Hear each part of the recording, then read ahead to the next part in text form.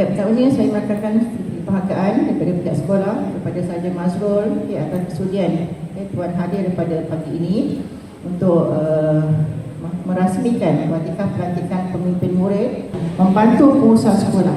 Bukan tugas yang mudah, tetapi benda ini boleh berjalan dengan lancar sekiranya kita melakukan dengan penuh keikhlasan.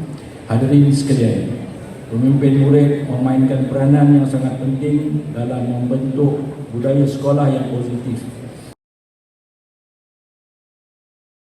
Saudara Rizal bin Jafri, Ketua Pengawas Sekolah.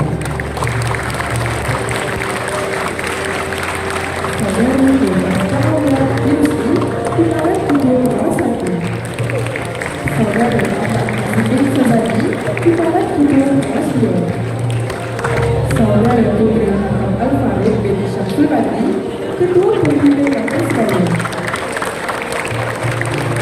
Saudara Muhammad Al-Farid bin Zul Anwar Rizki, Ketua Pengawas Pusat Sumber Sekolah. Saudara Muhammad Al-Farid bin Muhammad Asir, Ketua Staf Jaga.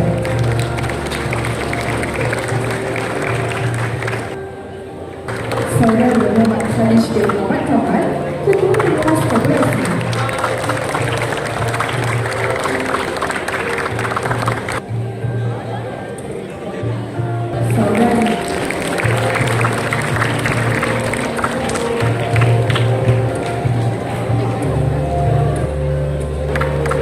Saudara Muhammad Ahmad Razik bin Khairul Nizam, Ketua Pengawas Kesihatan.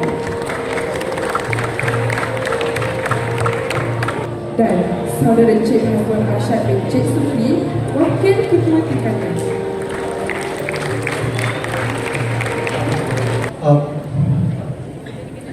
Kami Barisan Pengawas, Pembimbing Rakan Sebaya, Ketua dan Penolong Ketua Kelas SMK Datuk Abu Bakar Baginda tahun 2026 berikrar akan komited terhadap amanah dan tanggungjawab yang diberikan